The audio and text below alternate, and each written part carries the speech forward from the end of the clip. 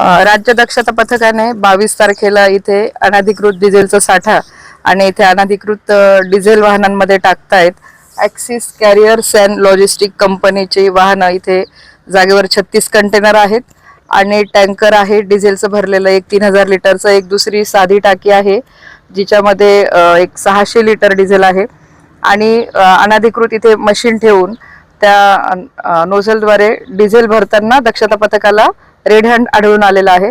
त्यानंतर त्यांनी आम्हाला कळवलं, परंतु आम्ही मतमोजणी कार्यक्रमात व्यस्त असल्याने आज इथे सविस्तर पंचनामा करून पोलीस स्टेशनला जीवनावश्यक वस्तू अधिनियम अंतर्गत कारवाई करण्यासाठी आम्ही फिर्याद दाखल करत आहोत. किती वर्षापासून या ठिकाणी चालू आहे? स्थानिक रहिवाशांना इथे पत्र्याचं शेड लावल्यामुळे साधारणपणे अंदाज आला नाही की आतमध्ये काय चालू आहे, पण तरी साधारणतः जे ड्रायव्हर इथे आहेत आता बिहारचे वगैरे, तर त्यांनी सांगितलं की वर्षभरापासून ते इथे डिझेल टाकण्यासाठी येतात आणि ही सगळीच वाहनं जी आहेत ती ॲक्सिस करिअर कंपनीची आहेत. किती जणांना ताब्यात घेतलं काय?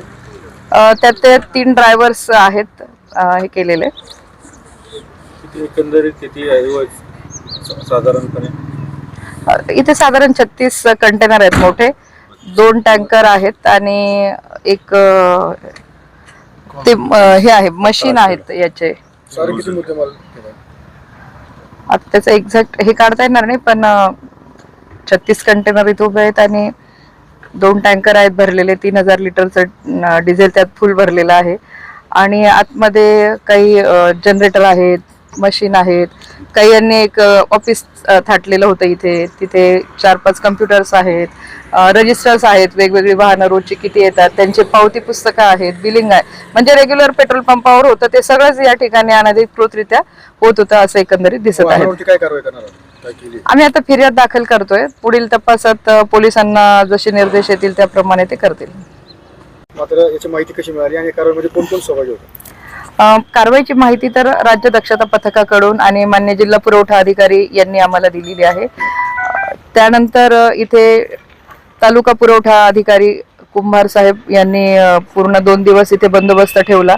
त्यांना मदतीसाठी इथले स्थानिक पोलीस पाटील जे आहेत, निघोजीचे पोलीस पाटील, कुरळी, मोईचे पोलीस पाटील आणि खराबवाडी आणि म्हाळुंगीचे पोलीस पाटील यांनी 2 दिवस पूर्ण रात्रंदिवस इथे पहारा दिलेला आहे. 2 पोलीस त्यांच्या समवेत होते आणि आमचं मतमोजणीचं काम पूर्ण होईपर्यंत त्यांनी इथून या ठिकाणाहून एकही वाहन निघून जाऊ दिलेलं नाही. पोलीस पाटलांनी अतिशय अभिनंदनीय अशी कामगिरी या ठिकाणी पार पाडलेली आहे आणि त्यामुळे आज सविस्तर पंचनामा पुनश्च एकदा करण्यात येऊन आपण पोलीस स्टेशनला फिर्याद दाखल करत आहोत. देश विदेशातील प्रत्येक घडामोडींचे लाईव्ह अपडेट मिळवण्यासाठी आता साम टीव्हीच्या सर्व सोशल मीडिया प्लॅटफॉर्मला लाईक, फॉलो आणि सबस्क्राईब करा. तसंच सर्व नोटिफिकेशनसाठी बेल आयकॉन प्रेस करायला विसरू नका.